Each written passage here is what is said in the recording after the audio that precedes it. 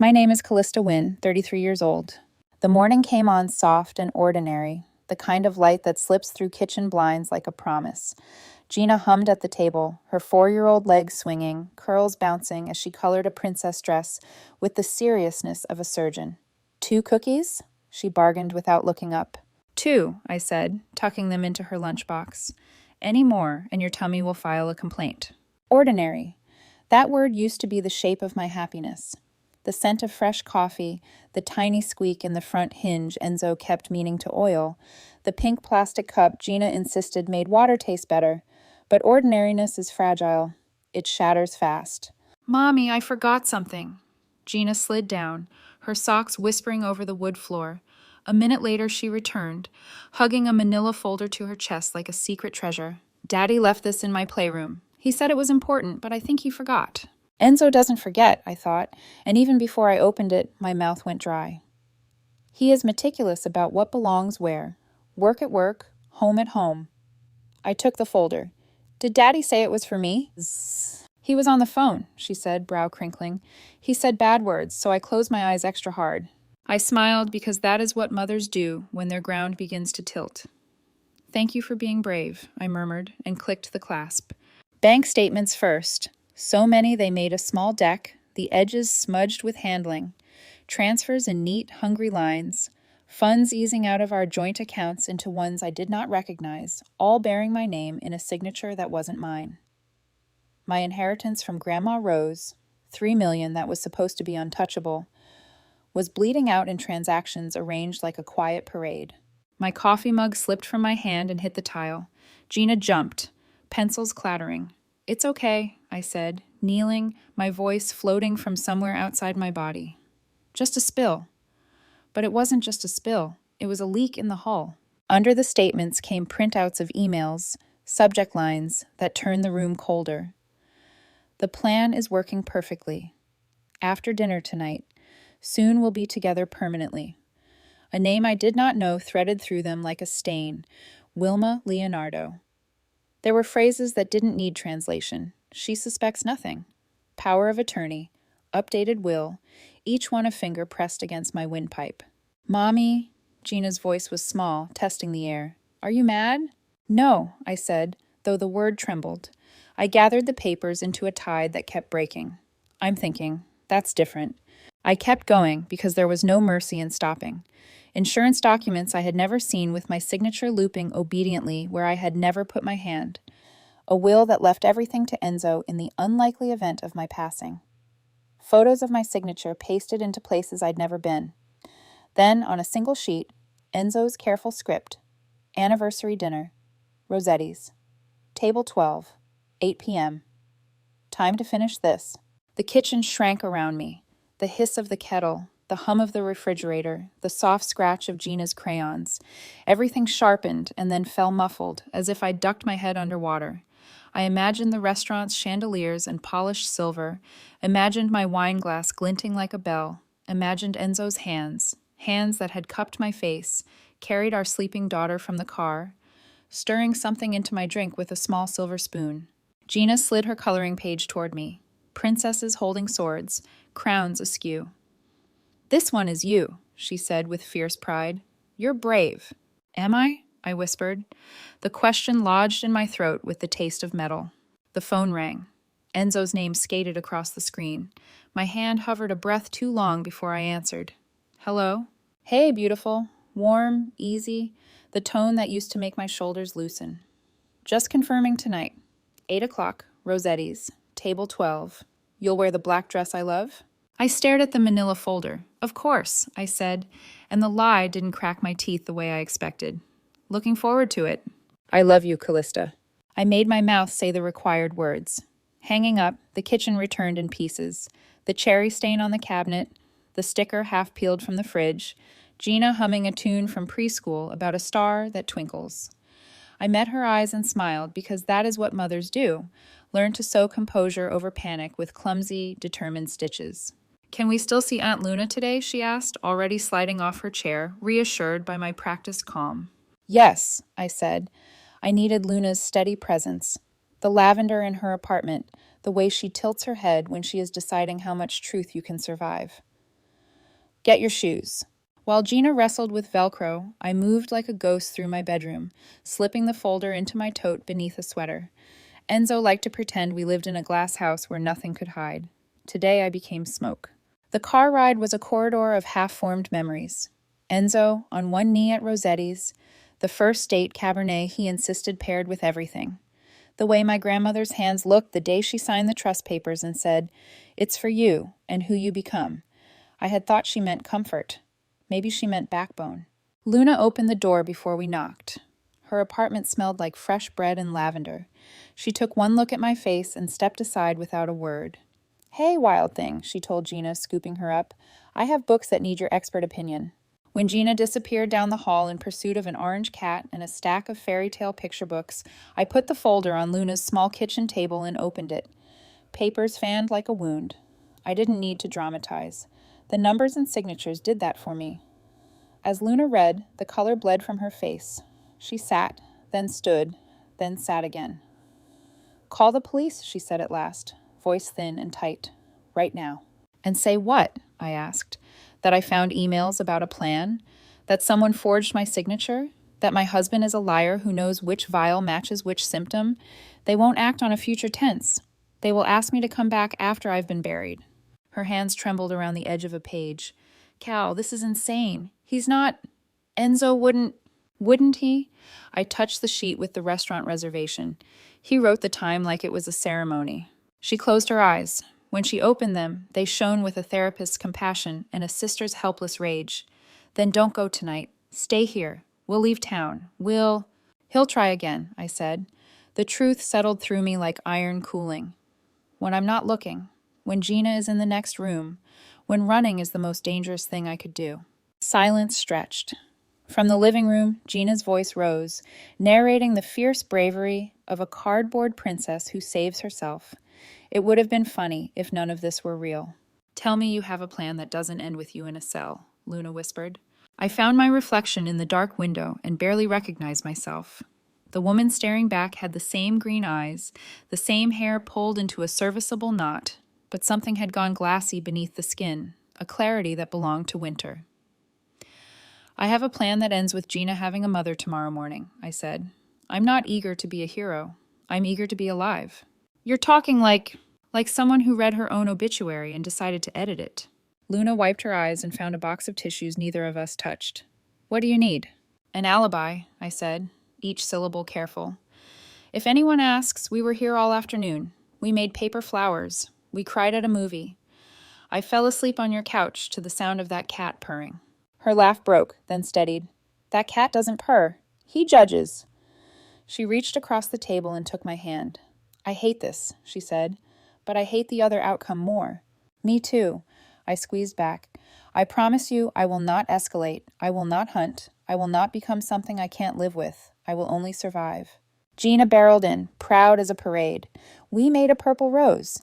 She tucked the crepe paper bloom behind my ear with grave ceremony. "Now you're a real queen." "Queen of the practical," I said, kissing her forehead. "Gina, you're going to have a sleepover with Aunt Luna tonight. Will there be pancakes in the morning?" "Unethical quantities," Luna said. As evening slid closer, the plan nested inside me like a second heartbeat. I pulled up Rossetti's floor plan on my phone, grainy photos from reviews, a blogger's breathless write-up that included a diagram. Table 12, corner seat, good sightline to the bar, ladies' room, a short corridor off the main dining area with a view of the corner if you leaned just so. I rehearsed the choreography in my head, the hallway shadow, the timing, the switch. My hands were empty, but felt busy, my mind knitting contingencies. If he pours while I'm seated, if he asks me to toast immediately, if Helena, the waitress with kind eyes, lingers too long. "Promise?" Gina asked as we packed her overnight things. Her eyes were solemn, too knowing for 4. "You'll be here when I wake up?" I crouched so our faces were level, my fingers cupping her small, warm cheeks. "Yes," I said, letting the word be a vow I could sign with bone and blood. "I will be here. That is the whole point of tonight." On the ride back to my house to dress, the city looked like a movie set, people holding their own private scripts, unaware mine had been rewritten at the last minute. In the closet, I chose the black dress Enzo loved because camouflage sometimes looks like devotion. I clasped the pearl necklace he gave me on our 5th anniversary. I was playing a part. I would use every prop. When I checked my reflection, the woman in the mirror looked composed, almost elegant. Only my hands betrayed me. I set them flat on the dresser until the trembling passed. In the living room, family photos watched me as if they could vote. I lifted one from our wedding day, stared at the joy I'd once worn like a crown, and put it face down. Enzo texted, "On my way. Can't wait, Bella." I typed back, "Me too." Then I slid the folder into the false bottom of my tote, locked the front door, and stepped into the evening that would try to swallow me and fail. Luna's apartment was always a refuge, the kind of place that smelled like lavender and fresh bread even on bad days. Tonight, it had to become more than that. It had to be a war room. Gina was already curled up in the living room with a blanket and a stack of picture books, her small voice carrying the narration of a brave princess who saved herself. The sound made me both ache and steel my heart. Luna set a mug of coffee in front of me, steam curling upward, and folded her arms across her chest. Her green eyes studied me with the scrutiny of both a sister and a therapist. "Calista," she began carefully, "tell me everything again, slowly this time." I slid the manila folder onto her table. The edges were already worn from my hands. Bank statements, forged signatures, emails with Wilma Leonardo, whoever she is, and then this. I pulled out the sheet with Enzo's handwriting. Anniversary dinner, Rossetti's. Table 12, 8 p.m., time to finish this. Her breath hitched. Finish this? He actually wrote that? I nodded. My fingers traced the ink grooves like they could cut me. He wants me gone, Luna. Tonight. She pressed her palms against her temples. You need to call the police. Right now. Don't wait until... And tell them what? That my husband is plotting based on love letters and an ominous dinner note? They'll say it's a marital dispute. At best, fraud. They'll send me home and suggest counseling. Her hands dropped, fists forming at her sides. So you're just going to... What? Sit across from him and let him poison you? I leaned forward, lowering my voice. No, I'm going to let him try, and I'm going to make sure he fails. Her chair scraped back as she stood. Calista, you can't be serious. This is insane. He's the father of your child. He stopped being that the moment he decided she'd be better off with my money than my heartbeat. The silence after that was sharp enough to cut. Luna looked at me like she didn't recognize me. Maybe I didn't recognize myself either. But underneath the fear, something colder had taken root. Finally, she whispered, "What are you planning?" I hesitated. Saying it out loud would make it real. He'll bring something, some powder, some vial. He'll pour it into my drink when I'm not looking. I'll see him do it. Then when he leaves the table, I'll switch the glasses. Luna's eyes widened, horror and disbelief battling in her expression. You mean to let him drink it? To kill him? No. I shook my head firmly. I mean to let him experience the consequences of his own plan. If that means his body can't handle it, then that's on him. She paced the kitchen, her bare feet whispering against the tile. This isn't self-defense, Calista. This is entrapment. It's revenge. It's survival, I said, my voice sharp enough to stop her. From the living room, Gina's laughter rang out, high and innocent, like a reminder of what was at stake. Luna froze at the sound, then looked back at me with tears gathering in her eyes. And if you go to prison, what happens to her then? Do you want her to grow up without either parent? She'll have you, I said quietly. Better an aunt who loves her than a father who wanted her mother dead. Luna dropped into the chair across from me, her face pale. You've thought this through, haven't you? Every angle, I admitted. I can't risk him trying again if I run. Tonight is the only chance to end it. Her hands shook as she picked up one of the emails. Soon we'll be together permanently, she read aloud, voice breaking. He wrote this to her, to Wilma. He was planning to kill you for her. Yes. My throat tightened, but no tears came. I'd used them all up earlier. 7 years of marriage reduced to this. She looked at me for a long moment, then finally said, What do you need me to do? Relief crashed through me so suddenly I almost sobbed. Instead, I reached across the table and squeezed her hands. Be my alibi. If anyone asks, we spent the whole afternoon here. We made paper roses, we drank too much coffee, we played with Gina. That's it. No deviations. She swallowed hard. And after tonight? I forced my voice steady. After tonight, Gina and I will be safe. The room fell into a fragile calm. Luna wiped her eyes and tried to joke. You've always been the dramatic one. I managed a small smile. Turns out it pays off. We spent the next hour pretending at normalcy. Gina darted in to show us her paper crafts, her small fingers smudged with glue. She tucked a purple flower into my hair. Now you're a queen, she announced proudly. Thank you, sweetheart, I said, holding her close. A queen needs her princess. As the evening darkened, the weight of what was coming pressed heavier. I studied the floor plan of Rossetti's on my phone, tracing the lines with my finger. Table 12 in the corner, the marble hallway to the restroom, the sightline that would let me watch him without being seen. Each detail etched itself into my memory like choreography. You're sure about this? Luna asked, voice low so Gina wouldn't hear. I'm sure, I said. My pulse was steady for the first time all day. When the time came to leave, Gina clung to me, her small arms wrapped tight. Promise you'll be here tomorrow? I promise, I said, holding her as if the vow itself could build a shield. I kissed her forehead, inhaling the strawberry scent of her shampoo. She pulled back, her brown eyes serious. Like wolves, she whispered, recalling some bedtime story. Exactly like wolves, I answered. As I walked out, Luna followed me to the door. Calista, she said, her hand gripping my arm. If you go through with this, there's no going back. I went past back the moment I found that folder, I said. Then I turned, shoulders squared, heart ironclad, ready to step into the theater Enzo thought he had staged. The night air was cool and smelled faintly of rain. My car waited like a silent accomplice. Tonight would not be the story Enzo had written. Tonight, the ending belonged to me. The house felt different when I returned to get ready, as if the walls themselves knew they were hosting a secret. The family portraits on the mantel, smiling faces frozen in time, seemed to mock me.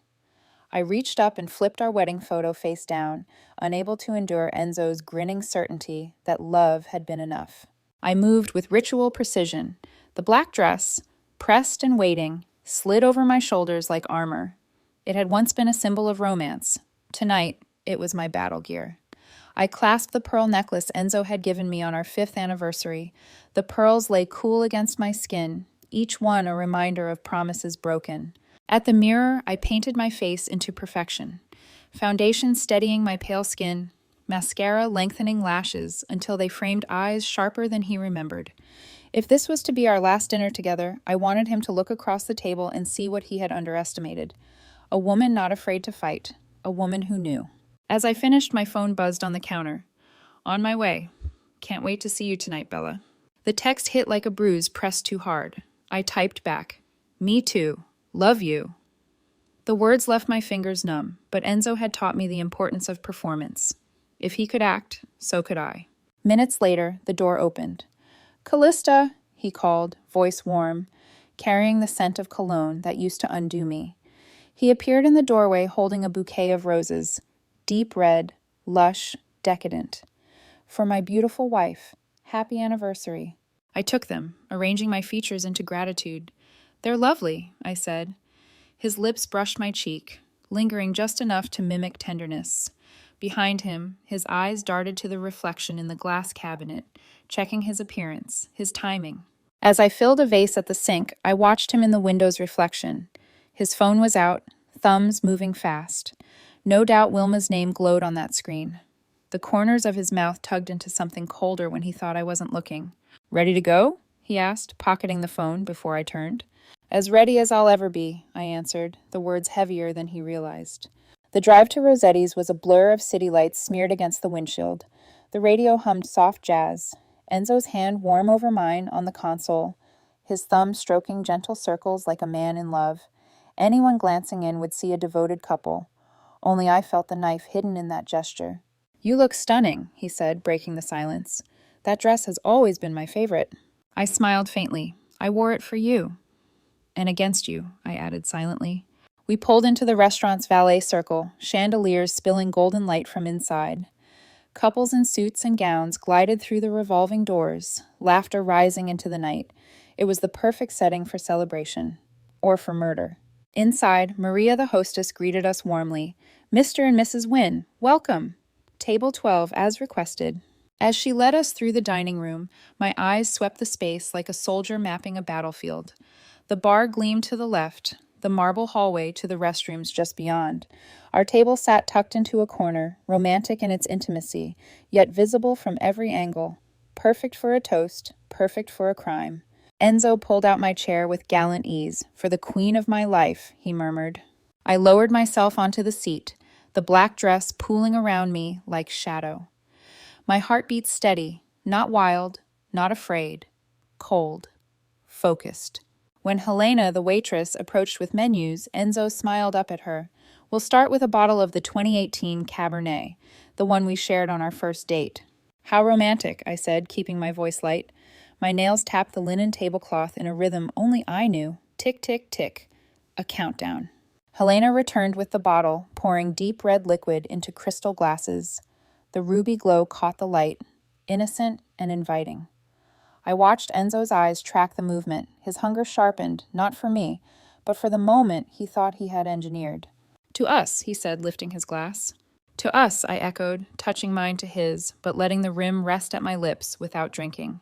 The restaurant swelled with soft piano from the corner, forks clinking gently against china, muted laughter floating from nearby tables. Around us, the world continued its gentle routine, only I knew it was theater, a curtain about to drop. Enzo's gaze lingered on me, warm, playful. "Still nervous around me after 7 years?" he teased. "Always," I said with a small laugh. He thought it was flattery. He didn't know it was prophecy. I excused myself then, pushing my chair back with calm grace. "Powder room." "Of course," he said, raising his glass again, as if to remind me what awaited. The marble hallway was cool and quiet, a tunnel of polished stone that reflected my silhouette back at me. I stopped at its edge, angled just so that I could see him without being seen. And there it was, Enzo's hand sliding into his jacket, drawing out a small silver vial. He glanced left, right, his movement smooth and practiced, then poured its contents into my glass.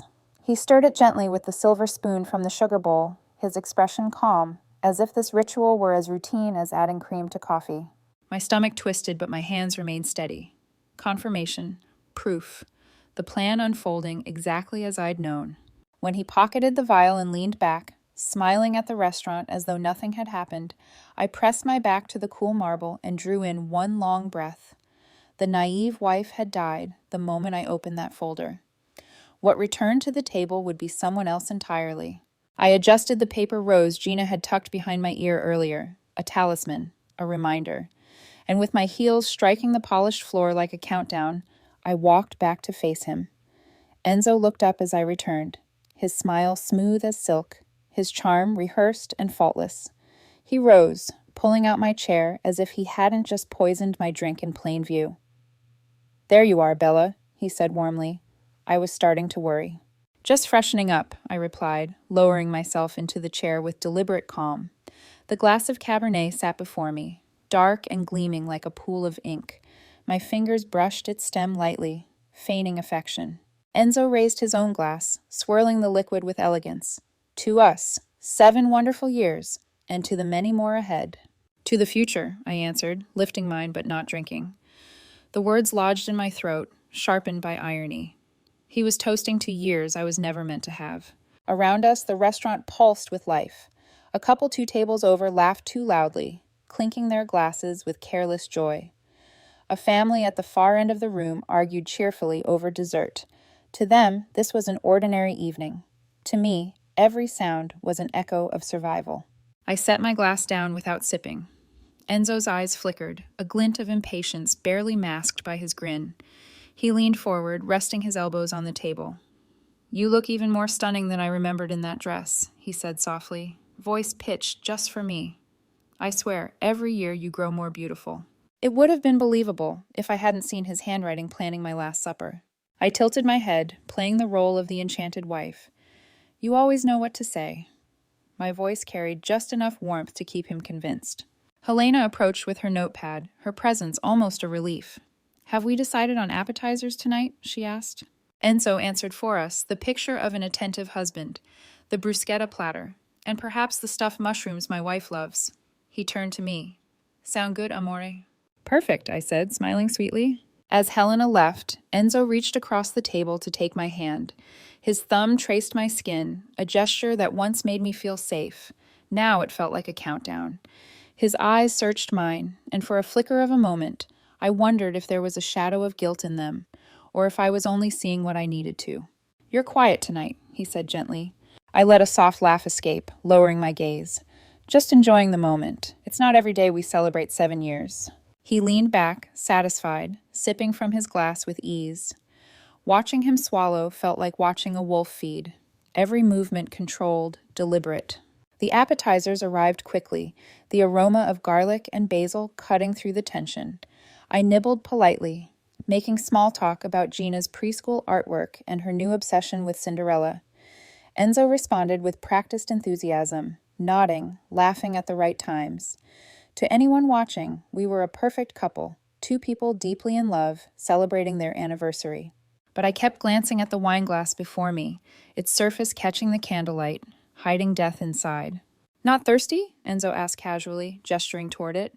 I smiled, shaking my head, saving it for the main course. You know how I like to pair it properly. Impatience flashed across his face for half a heartbeat before he smoothed it away. "Of course," he said smoothly. "That's one of the things I love about you. Always so thoughtful." I reached across the table, brushing his hand with mine, as if grateful for his understanding. In reality, I was measuring him, watching the small tells, the tightening of his jaw, the way his eyes flicked toward my untouched glass every few minutes. He was waiting for me to drink. The piano in the corner shifted into a slower melody, soft and melancholic. Couples swayed together in conversation, laughter sprinkled through the air. It was a theater of normalcy, only I knew that the curtain was about to drop.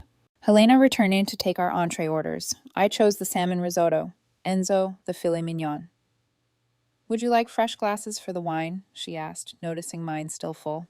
"No," I said quickly, my smile steady. "This one is perfect." She nodded, oblivious, and drifted away. Enzo chuckled softly. "You know, I thought you'd be tipsy by now. One glass is usually enough to get you giggling." I leaned closer, lowering my voice like it was a confession. "Maybe I'm savoring it. Maybe I don't want this night to end too quickly." His eyes softened, and for a fleeting moment, I almost believed he felt something real. But then I remembered the folder, the forged documents, the cold ink of his plan. Whatever tenderness I once believed in had curdled into calculation. He lifted his glass again, sipping deeply. I mirrored the motion, lifting mine just high enough for the candlelight to reflect off the surface, before setting it down untouched. For the rest of the appetizer, we played our roles. Husband and wife, talking about vacations we would never take, dreams we would never share. Underneath the charade, my heart ticked steady, waiting for the moment when his act would begin to unravel. He excused himself with a charming laugh. "Too much coffee today," he said, pushing his chair back. "I'll be right back." As his footsteps disappeared toward the restroom, I moved quickly, my hands steady as stone. In one practice motion, I switched the glasses. His clean, mine tainted. The liquid shimmered innocently in the candlelight, unaware of the betrayal it carried. I sat back, smoothing my dress, my pulse measured and even. By the time Enzo returned, smiling and relaxed, the stage was set. Enzo slid back into his seat with the ease of a man who believed he was in control. His dark hair gleamed under the low lights, his smile practiced, confident. He reached for his glass, the one he thought was mine, and raised it in a small toast. "To the future," he said, his eyes locking with mine. "To the future," I echoed, lifting the glass that had once been meant to end me. I brushed it against my lips, pretending to sip, while he tilted his back and drank deeply. The wine slid down his throat in a slow swallow. I watched every movement, his Adam's apple bobbing, the satisfied sigh as he set the glass down. He had no idea the script had been rewritten. For a few minutes, nothing changed. He spoke animatedly about a new client at the firm, describing the complexities of a contract dispute, his voice warm and engaging.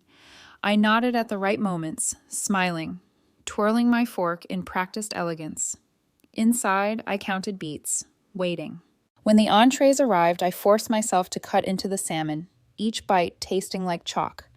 Enzo, ever the conversationalist, carried the dialogue with ease. But then, it began. A slight tremor in his left hand as he reached for his bread. Barely noticeable, but my eyes caught it instantly. He paused mid-sentence, blinked, then shook his head like he had lost his thought. "Long day," he muttered, covering it with a chuckle. "Guess I'm more tired than I thought." Maybe you should slow down on the wine, I said softly, my tone laced with concern. I reached across the table, brushing my fingertips against his wrist. My performance had to be flawless. He smiled faintly, though his eyes darted toward the glass again. You're right. I'll just finish what's here. His words slurred slightly on the last syllable. Helena passed by, her attentive eyes narrowing as she glanced at him. Everything all right here? She asked. Yes, I said smoothly, flashing her a reassuring smile. Just a bit of fatigue. Long week. Enzo waved her off with a shaky hand. I'm fine, he insisted, though his voice cracked. Minutes stretched. His movements grew less steady. He fumbled with his knife, dropping it onto the plate with a clatter. His brow furrowed in confusion as he tried to lift his fork again, his fingers stiff and clumsy. Enzo? I asked, leaning forward, playing the role of the worried wife. Are you feeling all right? He opened his mouth, but the words tangled. I don't feel... He swallowed, his face paling. Sweat beaded at his temple, catching the candlelight. Other diners began to notice. A man at a nearby table glanced over, whispering to his partner. Helena returned, concern sharpening her features. Sir, do you need me to call someone? Enzo tried to rise, but his legs buckled. I shot to my feet, catching his arm as though saving him from collapse. In truth, I was savoring the weight of his weakness. Don't make a scene, darling, I whispered against his ear, keeping my smile wide for the spectators. Everything will be okay. His eyes widened with dawning realization. He looked from his glass to mine, then back at me. Rage and terror battled in his gaze. His lips moved, forming a single word that came out as a rasp. You. I stroked his cheek with feigned tenderness. Shh. Chaos rippled outward.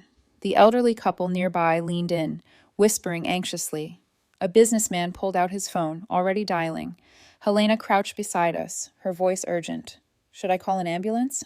Yes, please, I said, my voice breaking perfectly. He's having some kind of attack. Please hurry. Enzo slumped into his chair, his body failing him. His hand twitched against the tablecloth, knocking over the wine glass, crimson liquid spreading like blood across the white linen. His tongue fumbled uselessly in his mouth, his speech stolen. I knelt beside him, cradling his head against my chest, tears shimmering in my eyes for the audience. Stay with me, love. Please stay with me. Inside, I whispered words only he could hear.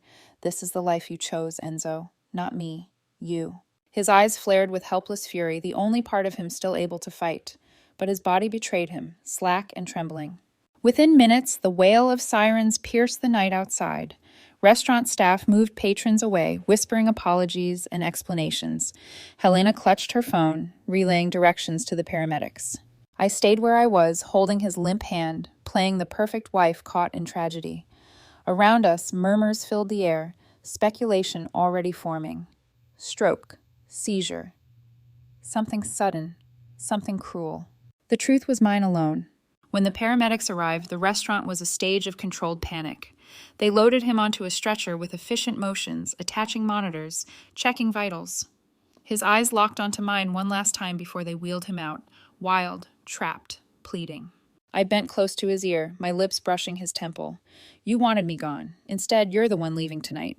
As they carried him into the ambulance, I followed, my expression etched with fear and devotion.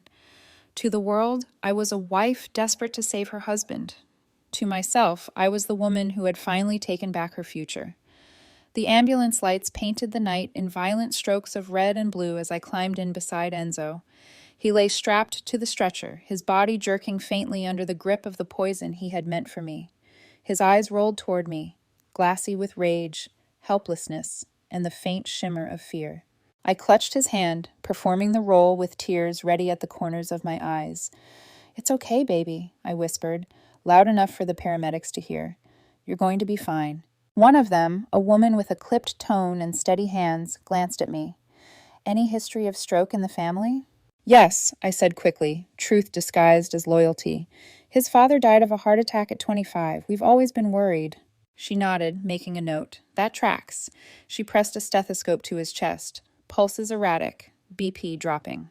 Enzo tried to move his mouth to spit out a protest, but only a guttural croak came out. I leaned closer, close enough so that only he could hear. Shh, don't waste your breath. You wrote the ending to this story yourself. He blinked furiously, his lashes wet.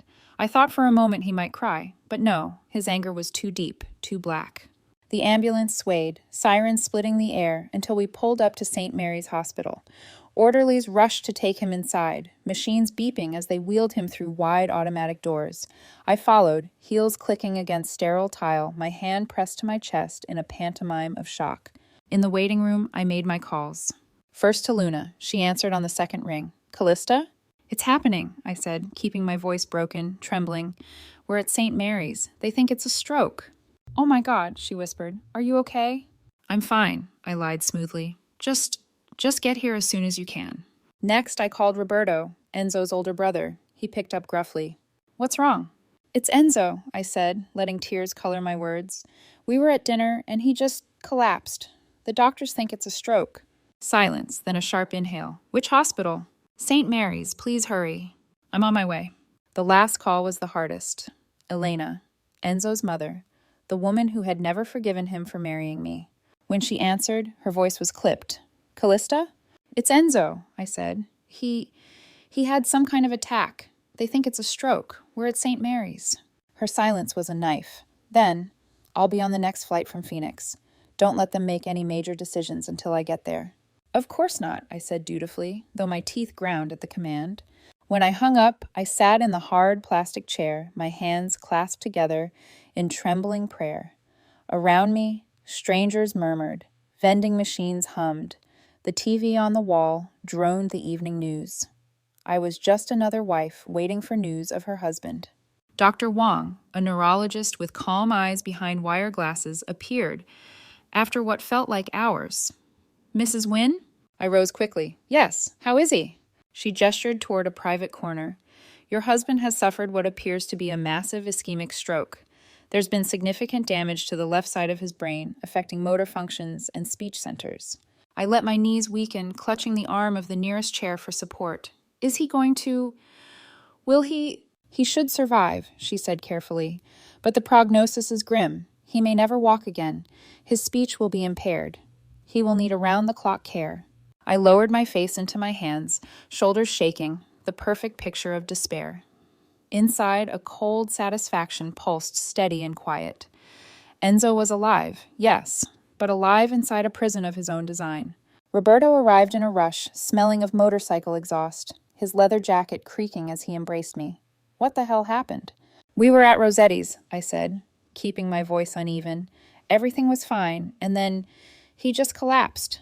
He couldn't speak. His hand was shaking. I don't know. Roberto swore under his breath, pacing, dragging a hand through his hair. Jesus, he's only 35. This doesn't just happen. I shook my head helplessly. The doctor said it does. Sometimes it just happens. Luna arrived next, her presence a balm. She hugged me tightly, her whisper warm against my ear. You're safe. I nodded against her shoulder, fighting back the surge of emotion. Safe, for now. Hours later, they allowed me into Enzo's ICU room. Machines beeped steadily, tubes snaked from his body, monitors blinking with his vitals. His face, once animated and handsome, looked slack and gray, the life drained from it. I sat beside him, taking his limp hand in mine. Nurses bustled quietly around us, but I leaned closer, whispering where only he could hear. I found the papers, Enzo, the forged will, the emails to Wilma, the note about tonight. His eyelids fluttered. A tear slipped from the corner of his eye. His heart monitor beeped faster.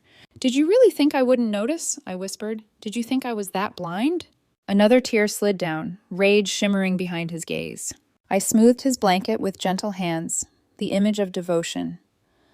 As far as the world knows, this was a tragic accident, a stroke at dinner, nothing more. I paused, letting my words pierce him. But you and I, we know better. I stood, brushing my lips across his clammy forehead. Sweet dreams, Enzo. Welcome to your new life. Behind me, machines hummed, steady and unrelenting. His prison had no bars, only wires and silence.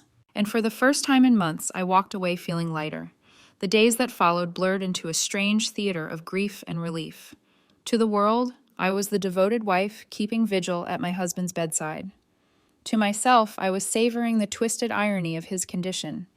Enzo had wanted me gone, buried, forgotten, replaced. Instead, he lay trapped in a body that no longer obeyed him, while I moved through the hospital corridors, rehearsing tears that came easier than expected. Roberto rarely left the ICU. He sat hunched in a chair, his rugged hands curled into fists, watching his brother with the protective rage of a man who had never learned how to be helpless. "He doesn't deserve this," he muttered one night, staring at the monitors. I pressed my hand to my lips, willing my voice to wobble. "No one does." But Elena thought differently. She arrived from Phoenix in a storm of black suits and sharper words. At 68, she still carried herself like a queen, silver hair pinned neatly, lips painted with disdain. When she saw me in the waiting room, her eyes blazed. "This is your fault," she hissed, voice cutting through the hushed hallway. "My son was strong until you leached the life out of him." Luna stepped between us before I could answer. "That's unfair. Calista isn't responsible." "Unfair?" Elena snapped. 7 years married to her, and now he collapses like an old man. Don't tell me it's coincidence. I lowered my gaze, tears dripping into my lap, the picture of wounded innocence. "I loved him," I whispered. "I still do." Her scoff was cruel. "Love doesn't weaken a man like this. Parasites do." She swept past us toward the ICU. Roberto shot me an apologetic look, but said nothing. I let the sting of her words settle. They were useful. Her hatred made my performance easier. 3 weeks later, I sat across from my lawyer, pen in hand, signing the divorce papers. Gertrude Holbrook was a sharp woman in her 50s, all steel-rimmed glasses and precise diction. "Given your husband's condition, this should be uncontested," she said. "You'll retain your inheritance, the house, and sole custody of your daughter." I signed with steady hands. "That's all I want, a fresh start." Gertrude studied me, her gaze softer than her voice. "You've been through a trauma, Mrs. Wynne. Don't downplay that. You're not responsible for his medical expenses. Focus on your daughter's future." I nodded, but inside another storm brewed, because my fresh start was already under threat. It began with a phone call. "Mrs. Wynne," the voice was smooth, female, unfamiliar, yet dangerous. "This is Wilma Leonardo." My chest tightened. "I'm sorry, who?" "You know who," she said. "I was close to your husband. I heard about his accident. I want to express my condolences." Her calmness was chilling. I forced politeness. "That's kind of you, but I'm not sure Enzo ever mentioned you." A pause. Then lightly. "He did, often, and I know what happened at Rossetti's. You switched the glasses." The blood drained from my face. "I don't know what you're talking about." "Don't insult me," she said, her voice sharp now. "I was there that night. I saw you. I even have photographs." My fingers clenched around the phone. "What do you want?" She didn't hesitate. "Half. 1.5 million. That inheritance was supposed to be ours." My heart pounded so hard I thought it might crack my ribs. "You're insane." "Maybe, but if you don't pay, I'll go to the police with what I have. Attempted murder doesn't look good in court, even if he started it." I sank into the kitchen chair, the world spinning. Gina's laughter floated from the living room, innocent and unknowing. I pressed my free hand against my mouth to keep from sobbing. "Think about it," Wilma said coolly. "I'll be in touch." The line went dead. I sat there, staring at the manila folder, still hidden in the drawer, the one with every piece of evidence of Enzo's betrayal. Proof of his crimes. Proof of his plan. But none of it could protect me now, not from Wilma's photographs, not from the threat of exposure. For the first time since that night at Rossetti's, I felt truly cornered again. And the cruelest part? Enzo wasn't the only monster I had to survive. The week that followed was a blur of dread and paranoia. Every buzz of my phone sent shivers through me. Every shadow outside my Portland home looked like someone watching. I moved through the motions of motherhood, packing Gina's lunches, reading bedtime stories, braiding her curls, but my mind was elsewhere, counting the hours until Wilma's next move. It came on a gray Tuesday in the form of a text message. Pioneer Courthouse Square. Tomorrow. 3 p.m. Come alone. I stared at the words until they blurred. Wilma wasn't bluffing. She wanted to see me squirm. The next day, I left Gina with Luna under the pretense of an afternoon errand and drove downtown. The square buzzed with its usual life. Tourists snapping photos, buskers strumming guitars, office workers on lunch break.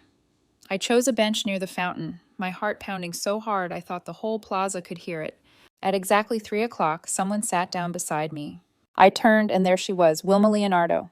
She wasn't the femme fatale I had imagined. She looked ordinary, brown hair in a tight ponytail, tired eyes behind expensive glasses, a tailored blazer that didn't quite hide the bitterness clinging to her like smoke. But her voice was sharp when she spoke. "Hello, Calista." I swallowed.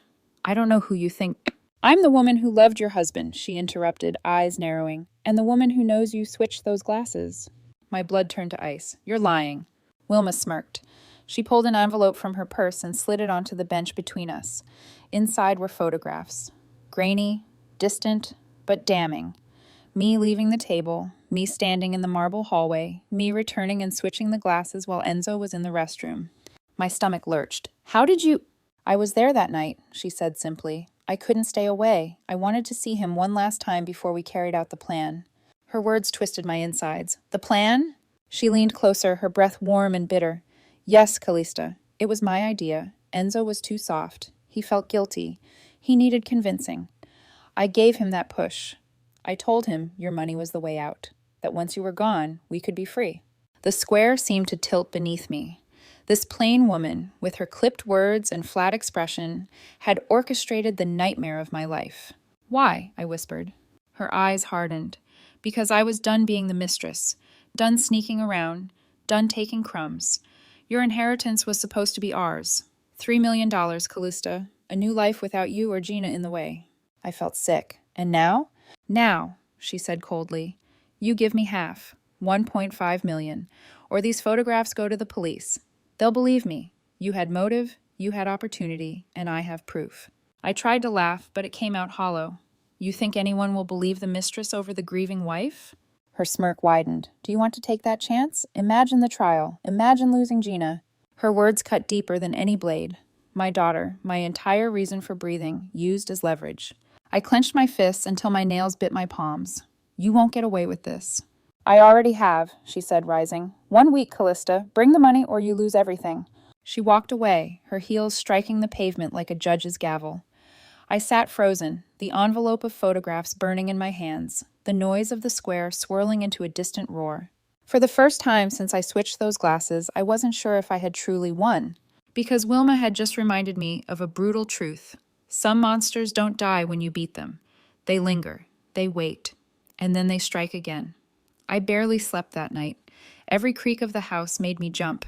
Every gust of wind against the window sounded like footsteps. By dawn, I sat at the kitchen table staring at the photographs Wilma had left me. Grainy or not, they told a story no jury would ignore, a wife who had switched wine glasses, condemning her husband. By breakfast, Gina's chatter was the only thing holding me together. "Mommy, can I have extra strawberries?" she asked, swinging her legs beneath the chair. "Of course," I said, sliding the bowl toward her with trembling hands. She didn't notice. To her, the world was still safe, still simple. I envied her more than words could say. At noon, Luna came by. The lavender scent of her perfume filled the kitchen, her presence grounding me. But one look at my face and her smile faltered. "What happened?" she asked, dropping her purse. I slid the envelope across the table. She opened it, flipped through the photographs, and froze. "Oh my God." "She was there," I whispered. "Wilma. She saw everything. She says it was her idea all along. She's blackmailing me." Luna's face paled. "What does she want?" "Half of the inheritance, 1.5 million. My voice cracked. "Or she goes to the police." Luna pressed her fingers to her temples, pacing the length of the kitchen. "This is insane. We should go to the police ourselves. Tell them everything, that Enzo planned to kill you, that Wilma was part of it, make you the victim." "With what evidence?" I snapped. "The documents are circumstantial at best. Enzo can't testify, and she has photos, Luna. Photos of me switching those glasses. They won't care about context. They'll see guilt." Luna stopped pacing, her eyes glassy. "Then what do we do? Just give her the money?" The kitchen filled with silence, broken only by the sound of Gina humming in the living room as she built towers of blocks. Her innocence made the air heavier. Finally, Luna spoke, her voice low. "There's another option. Someone like her. She won't stop until you make her stop." I stared at her, horrified. "You mean—" "I don't mean anything," she said quickly, looking away. "But you have to think about Gina. Do you want her life to be dictated by this woman's greed? Do you want to live in fear forever?" I clenched my fists so tightly my nails cut into my skin. "No, but I can't become a murderer, Luna. I already danced too close to that line." She looked at me then, eyes full of sympathy and fear. So we find another way. We outsmart her, just like you outsmarted Enzo. Her words stuck with me. Outthink, outsmart, outlast. The next few days passed in a haze of planning and dread. I contacted banks, liquidating what I could without drawing suspicion. I managed to scrape together $750,000, half of what she demanded. It felt like ripping pieces of myself away, but at least it bought me time. On the sixth day, I met her again at Pioneer Courthouse Square. She was waiting, her ordinary face twisted by smugness. But this time, she wasn't alone. A tall man in an expensive suit stood beside her. My stomach plummeted when I recognized him. Thomas Mitchell, one of Enzo's senior partners at the law firm. "Mrs. Wynne," he said smoothly, his smile like a knife. "What a surprise." I forced myself to stand tall. "Mr. Mitchell." Wilma's eyes gleamed. "Thomas is helping me handle this little arrangement. He has legal expertise." Thomas stepped closer, lowering his voice so only I could hear. "Here's how this works. The full $3 million. Not half, not delayed. All of it. Or the photographs and your freedom vanish together." My pulse thundered in my ears. "That's impossible. I don't have that kind of liquid cash." "You'll find a way," Wilma said sweetly. "You've always been resourceful." Thomas slipped a card into my hand, numbers scrawled across the back. 24 hours. Transfer the money to these accounts, or we go straight to the police. Wilma leaned close, her breath hot against my ear. "And don't think about running. We'll find you." They walked away together, leaving me standing alone in the square, the business card burning in my palm like a brand. It hit me then, with bone-deep clarity. I wasn't just fighting Enzo's ghost anymore. I was standing against a conspiracy bigger than I had imagined. And if I didn't find a way to turn the tables again, Gina and I would lose everything.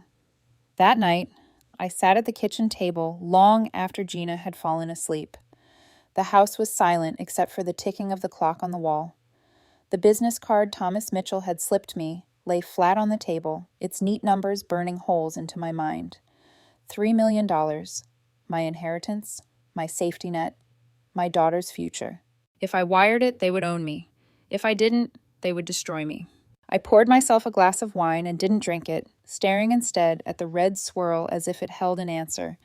It was too much like that night at Rossetti's, an innocent drink hiding death inside. Only this time, the poison wasn't in the glass. It was sitting across from me in the form of a choice. Luna came over the next morning, finding me still in my robe, the card clutched in my hand. She read it once, twice, then set it down carefully. "So they've escalated. $3 million, all of it." "Yes," I whispered.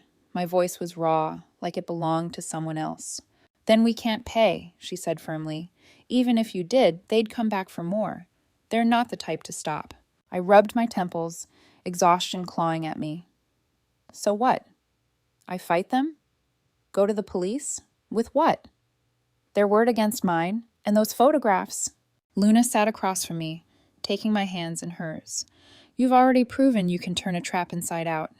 You did it with Enzo. You can do it again." Her faith was a lifeline. I clung to it. So I called Jordan Torres, the insurance investigator, the man who had once circled too close to the truth, but who had left with doubts unresolved. He owed me nothing, but he owed the truth something. When he arrived that evening, his suit was rumpled, his eyes sharp behind fatigue. "You said it was urgent." I slid an envelope across the table. Bank statements, forged documents, printed emails between Enzo and Wilma. "This is what you missed," I said.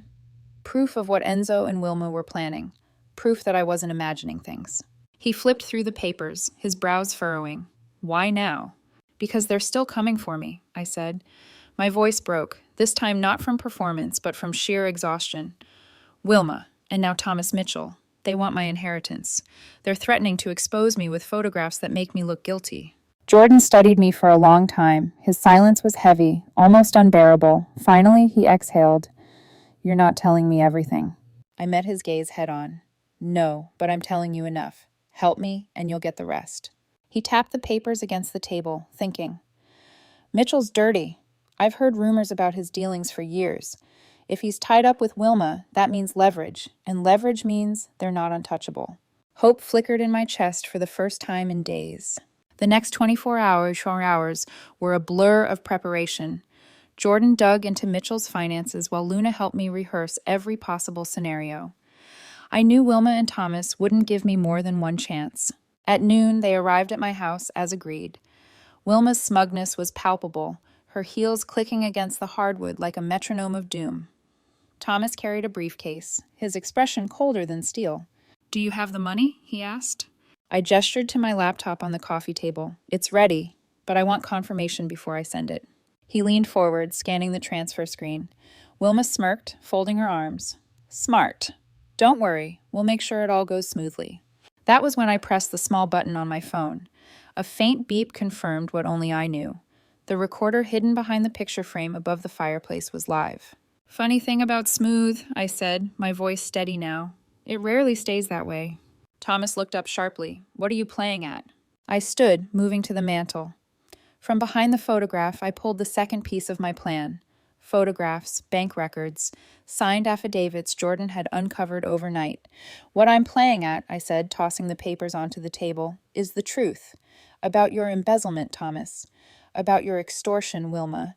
About your plan to help Enzo eliminate me." Their faces drained of color. "You're bluffing," Thomas snapped. "Am I?" I said calmly, sliding more evidence across the table. Documents linking him to offshore accounts, to missing client funds. "The FBI will be very interested in this trail." Wilma's lips parted in shock, her eyes darting between Thomas and me. "You told me—" "Shut up," he barked. "No," I cut in sharply. "Don't shut up. Keep talking. This entire conversation is being recorded." I pointed to the mantel. Every word, every threat. For a moment, the room was silent except for the ticking of the clock. Then Wilma's composure cracked. She pulled the envelope of photographs from her bag and threw them onto the floor. "Fine, take them. Just leave me out of this." But Thomas wasn't so quick to fold. He stood, looming over me. "You think this ends with some papers and a recording?" "Yes," I said softly, stepping back toward the door. "Because unlike you, I know when a game is lost." Luna appeared in the doorway then, her phone in hand. "The police are already on their way," she said firmly. Thomas cursed under his breath. Wilma slumped into the chair, pale and shaking. It was over. By the time the officers arrived, the evidence was ready, the recordings secure, the photographs destroyed. Thomas was taken away in handcuffs. Wilma, trembling, begged for leniency. I gave none. Later that night, after the house was quiet again, I sat on the porch with Luna, watching Gina chase fireflies in the yard. For the first time in what felt like forever, the air felt light, breathable. "Do you feel safe now?" Luna asked softly. I watched my daughter laugh, her small hands reaching for the glowing insects. "Safer than I have in years," I said. "But safety isn't given, it's chosen. And I'll choose it for her every single time." The fireflies blinked in the dark, tiny beacons of hope. For once, I let myself believe them. The trial came quicker than I expected. With Jordan's evidence and the recordings from my living room, the case against Thomas Mitchell was airtight. Embezzlement, wire fraud, extortion. He tried to bluff in court, but the jury didn't buy it. 5 years in federal prison. That was his sentence. Watching the judge hammer down the gavel, I felt a grim satisfaction ripple through me. Wilma was different. She crumbled under pressure, turning on Thomas to save herself. Her confession spilled out in a torrent. Her affair with Enzo, their plan to take my inheritance, the photographs she had used to blackmail me. In the end, she got probation for cooperation. Too light, if you ask me. But her punishment wasn't mine to give. Life had already stripped her of the illusions she clung to. And Enzo, his fate was crueler than any verdict. Weeks after the trial, I visited him in the long-term care facility. The walls smelled of antiseptic and resignation. Machines beeped in dull rhythm. He sat in his chair by the window, head tilted, eyes staring at the garden outside. His body remained twisted, his speech limited to slurred syllables. He couldn't feed himself, couldn't dress himself, couldn't plot or scheme or betray. When I stepped into the room, his gaze shifted. Recognition sparked faintly in his dark eyes, followed quickly by rage. His lips parted, fumbling over broken sounds. "K. "Yes, it's me," I said softly, drawing the chair closer. I laid out drawings Gina had made, stick figures of us holding hands under a sun. "She's growing so fast. She misses you." His hand twitched violently against the armrest. A guttural groan escaped his throat, half sob, half scream. I leaned closer, lowering my voice so no nurse could hear. You wanted me gone. Instead, you lost everything. Your mistress betrayed you. Your partner rots in prison. Your mother blames me. And you sit here locked in your own body. His tears slid silently down his cheeks. I almost pitied him. Almost. Don't worry, I whispered. I'll make sure Gina remembers the good parts. She'll know her father loved her, even if he didn't know how to love me. I stood and kissed his forehead, the gesture so gentle that any onlooker would think I was a saint of a wife. Then I left, his broken sobs echoing behind me. Back in Portland, life finally began to heal. Gina thrived at school, making friends and filling the house with laughter. Luna's therapy practice grew quickly, and she started seeing a kind pediatrician named David who adored her calm strength. Our lives were no longer haunted by the shadow of Enzo's betrayal. One evening, as I sat on the porch watching Gina chase fireflies, Luna handed me a glass of wine. The sky burned with the soft glow of twilight. You look lighter, she said. Because I am, I replied. For the first time in years, I can breathe. We clinked our glasses together. Fireflies blinked around us like scattered stars, and Gina's giggles carried on the wind. For months, I'd lived waiting for the next blow, the next secret, the next betrayal. But now, standing here with my daughter, safe and my sister beside me, I realized the war was over. And I had won. Years later, the memories of that night at Rossetti's still come to me, sometimes in dreams, sometimes in the quiet moments when the world slows down. The clink of a wine glass, the flicker of candlelight, the weight of my husband's eyes as he raised a poisoned toast. Those fragments linger like shards of glass embedded under the skin, but they no longer cut the way they once did. By then, Gina was 9 years old, bright, curious, and fiercely independent. She had inherited Enzo's dark eyes, but thankfully, none of his shadows. She was thriving, top of her class, always drawing, always asking questions about the world. Questions I tried to answer with honesty, even when they hurt. Mom, she asked me once as we drove home from school, why don't we see Daddy? I gripped the wheel tighter. Daddy's very sick, sweetheart. The doctors take care of him now. It's better this way. She nodded, quiet for a moment, then said, Then I'll just draw him happy pictures. Maybe that will help. Tears burned behind my eyes, but I forced a smile. I think he'd like that. Luna married David in a small ceremony in the Portland Rose Gardens. I was her maid of honor, Gina, the flower girl, scattering petals down the aisle. As I watched my sister walk toward a future filled with love and trust, I felt something I hadn't in a long time, peace. Even Elena, Enzo's mother, eventually stopped calling. At first, her rage had been endless, blaming me for everything, but over time, even her fury burned out. Distance and silence did what no argument ever could. We drifted into strangers, bound only by the memory of a man neither of us could save. Enzo himself faded too. The facility updates grew shorter. His condition plateaued, paralyzed, speech slurred, dependent on nurses for every need. Alive, but no longer living. Sometimes I wondered if that was its own kind of mercy. On my porch, on quiet summer nights, I'd sip wine and watch Gina chase fireflies through the yard. The tiny glowing orbs danced like fragments of another world, here for only a fleeting moment before vanishing into the dark. I thought about how fragile life was, how easily it could be poisoned or stolen or betrayed. But I also thought about survival, about the strength it took to look into the eyes of betrayal and still choose to live. People might say what I did was wrong, that I should have gone to the police, trusted the system, played the dutiful victim. But those people never watched their husband pour poison into their glass. They never discovered their life had been written off, like a line item in a balance sheet. They never had to choose between being prey or becoming a predator. I chose survival, for myself, for Gina, and I would make that choice again, without hesitation. As fireflies blinked across the dark lawn, Gina ran toward me, her arms wide, laughter spilling into the night. I caught her, held her close, breathed in the strawberry scent of her hair. She was the reason I had fought, the reason I had endured, the reason I had become someone I never thought I could be. And in that embrace, in the fragile glow of fireflies and the promise of tomorrow, I knew the truth. The past was over. The poison, the betrayals, the blackmail, they belonged to another life. This life was mine.